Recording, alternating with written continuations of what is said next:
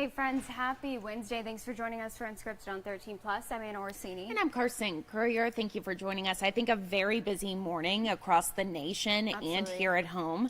Last night, we know hundreds of protesters were at the University of Arizona, still hundreds of people across the country protesting at different colleges. But first, you're taking a look at some video from last night. We know this is at the U of A, as I mentioned, on campus. It started with police responding to what they called an unlawful assembly around 11 o'clock last night.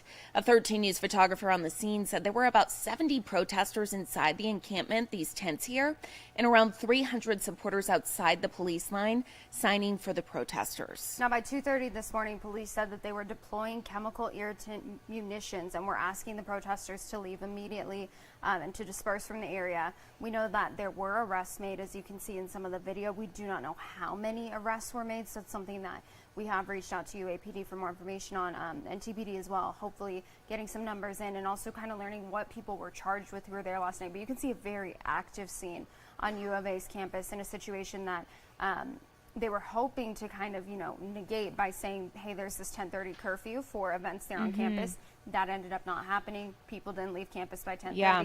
And by 11:30, the situation really started to ramp up. So we have reached out to UAPD for any updates. As soon as we get more information, we will keep you updated both on air and online. But this morning, we had Jack Cooper live out there. Everything's been cleared out.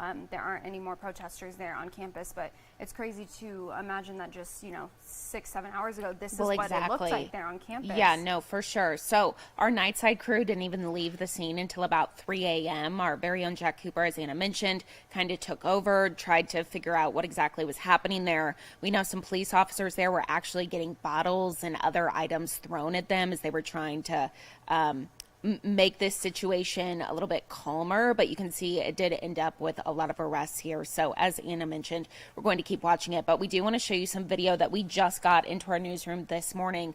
As the sun was coming up, we saw that a mountain has actually been vandalized. You can see it appears to be a Palestinian flag that was painted on the white A. You can see the red on top, the green, the black. So TPD kind of responding to us this morning saying they are aware of this vandalism. They don't have any suspects in custody or really any people that they're looking at right now as to who is responsible for this. But if you saw this happen, if you have any video, if you live in this area, if you work in this area, please call 911 or 88 Crime to give any tips. And you can head over to our website for more information right now. We have a full story up there just about the unlawful assembly at the University of Arizona overnight, the response to it as well, and the statement that President Robert Robbins has directed at university officials and UAPD to enforce campus policies and all corresponding laws without warning. He said in that statement, quote, "The university will continue to act in the best interests of our students, faculty, and staff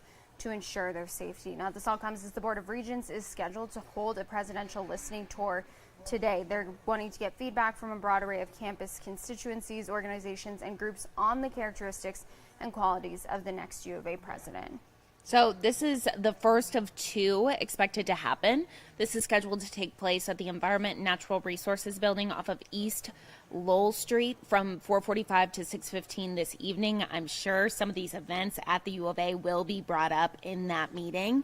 So we'll keep watching this for you. We'll let you know what happens. The next meeting will be from 6 to 7:30. And as we mentioned, U of A, the campus pretty much clear from all the encampments that were there and protesters overnight. But one place that they're not is UCLA. If we take a look out at their campus, you can still see that huge encampment, lots of tents, and it was a very active and very tense scene at the University of California, Los Angeles overnight. Protesters there, and kind of a clash between pro-Palestine students and then pro-Israel students, and it actually got violent to the point where there were people throwing bird scooters at each other. Just a very tense scene overnight at UCLA. So we want to go ahead and show you some video. You can see actually what I was just talking about. People with umbrellas, just absolute chaos overnight. And we kind of saw this starting to escalate in the afternoon yesterday and then just kind of worsening across the country. University police and LAPD clashing with protesters there for hours now. One person was taken by ambulance. Their injuries are unclear at this point. Police also reporting that fireworks were being thrown from the encampment as well. The university this morning is saying these encampments and this behavior is unlawful. And so it looks like if we take another live look at it, that scene, much calmer than it Yeah. was last night, but by no means have they come in and tried to clear out that encampment. And something that we are kind of keeping our eye out for, and something that a lot of university leaders are talking about this morning, is what's going to happen with graduation. I mean, it's just days away, weeks away for some people. You can see here live from UCLA. As we're zooming in here, it appears that these are actually construction workers, but I think they were trying to find, there's law enforcement on top of this building, just kind of looking from above, making sure there's no threats to the community at this time or no violence happening within this encampment. But as Anna mentioned, not trying to clear this out right now. You can see just police are kind of standing back. They're watching this, making sure that nothing happens like it did overnight. Absolutely, and I think UCLA is a little bit different because they're not on semesters, they're on trimesters, so I know that their graduation is a little bit later, I believe in June, because my sisters both graduated from there, so graduation not an immediate concern for them, but of course, you know, this is something that could last. At UCLA, or at Columbia, we saw they go on for a couple of weeks before they finally cleared out that encampment. USC has canceled their graduation because of protests there on campus, so a lot of impacts aside from just the immediate impacts, some classes moving online, so a lot of students and faculty who aren't anywhere near involved in this also seeing the impacts from these protests that are going on right now across the country. Absolutely. Now, we do want to take some video here. Another spot that we've been watching is Tulane. You can see here law enforcement in riot gear, kind of, you can see to the left of your screen somebody being arrested here, screaming, obviously.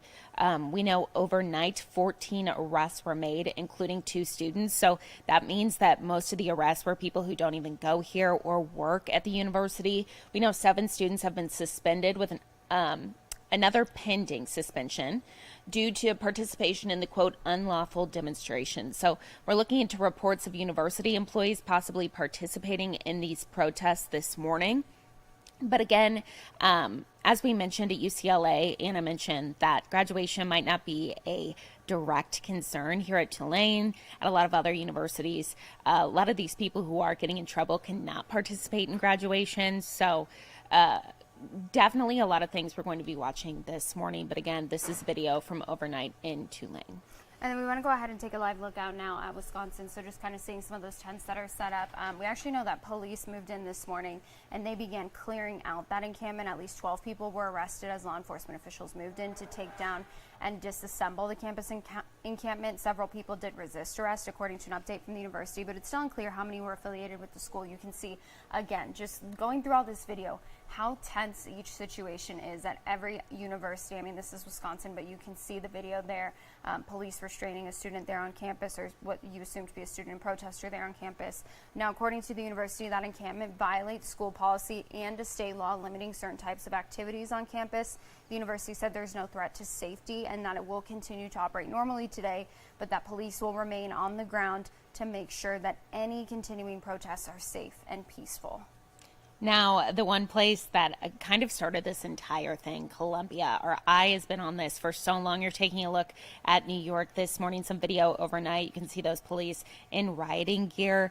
This has been a huge issue for weeks now. We know the New York City mayor and NYPD actually had a press conference this morning talking about what happened overnight in these protests, saying a majority of these people that are leading these protests don't even go to school here at Columbia or at the College of New York. We know 300 protesters have actually been arrested this morning. There are 282 arrests related to the break-in of Hamilton Hall, including 173 people from City College and 109 people from Columbia. Now, during a news conference this morning, as Carson just mentioned, the New York City Mayor Eric Adams said the individuals who broke into Hamilton Hall, so that initial break-in and that effort was actually led by people who have no affiliation with Columbia University. And Columbia is asking NYPD to stay on campus through May 17th. That's 2 days after their graduation.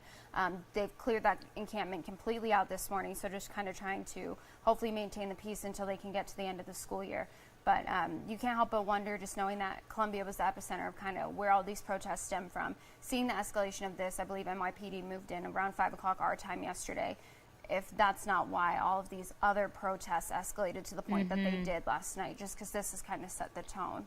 Exactly. NYPD actually, in that press conference this morning, was saying how they wanted to address this now. They weren't going to wait until these were over, because they did actually say the protests at Columbia, at the City College of New York, they're recognizing that this kind of started this wave of protests across the country. So again, they do want to make sure that these kind of get under control, hoping that that spread will be the same as when these protests started. So again, something we'll continue to watch here at home and really across the country. And it's just such a hard thing to navigate, because people do have the right to free speech and to, peaceful demonstrations. But when you look at some of these videos, what's happening at UCLA, even what happened here at U of A last night, there's a lot of aggression, underlying aggression, and you don't want law enforcement to get hurt. So how do you handle those things but still protect people's right to free speech? So of course, keeping an eye on U of A, what happened overnight. We'll keep you updated once we learn more about those arrests that were made, what people were charged with, and what ended up being the result of what happened there on campus overnight. Well, we want to take a live look outside on this Wednesday morning. Something that's calm in comparison. The only non-chaotic thing happening exactly today is our weather. You can see sunny conditions, definitely warm out there. Our 13 First Alert forecaster, Allie Potter, is joining us this morning. Allie, kind of just going to continue to see these conditions throughout the rest of the week. Yeah, so it's calm now. Things are going to pick up. So how fitting, right? In what way? Gusty winds we're going to be dealing with today. So unfortunately, not super, super, super gusty, but we're talking near 25, 30 mile per hour wind speeds, which that can definitely do some damage for some things outside. Right now, though, all is calm on the wind side right now. But once this afternoon happens, it's going to be a little bit of change in the air, but 76 degrees, really nice right now. 3 mile per hour wind speeds for Tucson right now, 14 though if you're in Nogales. Those wind speeds though will start to pick up though as we head into the afternoon. Here's around noon. This is 24 mile per hour wind speeds in Green Valley, 27 for Nogales, 13 for Tucson, 14 for the Benson area. Picking things up near that 30 mile per hour range though if you're in Green Valley, 32 Nogales. This is around 2 o'clock this afternoon. 25 in Benson, 23 if you're in the Wilcox area.